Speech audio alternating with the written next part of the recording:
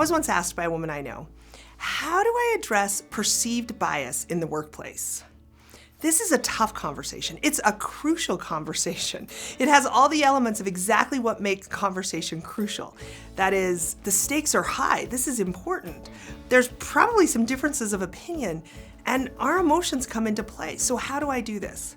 Well, first, get really clear on what your purpose is in this conversation. Sometimes we think that our purpose should be, I'm gonna call you out for your bias against me and I expect you to change.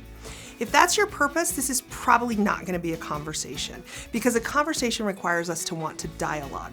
In a conversation, I wanna share my meaning and I wanna hear your meaning. Now, yes, our goal will be to move towards change and to move towards resolution that works for all of us, but we have to start with that intent of, I want to share what's happening to me and I want to hear your thoughts on it.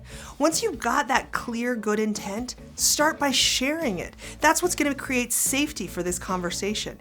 These conversations about bias, they are hard and they are tense and they can feel very unsafe. So you need to work to create that safety for both you and the other person, and you do it by sharing that good intent. My intent is not to judge you. My intent is not to call you out. My intent is to share something that I've noticed that is happening, talk about how it's impacting me, and see how we can work together. That's my intent, and I'm going to share it just like that.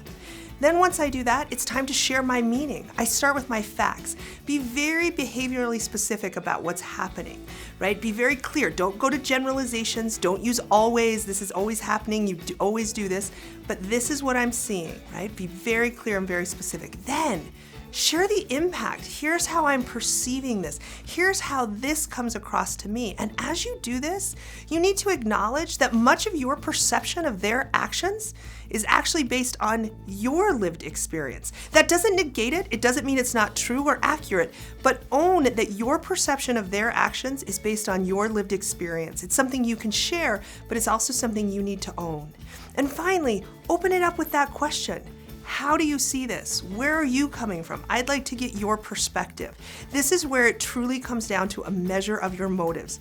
Are you here to blame and shame, or are you here to dialogue and change? Thanks for watching. Visit cruciallearning.com/saythat for more tips and resources for how to speak up when it matters most.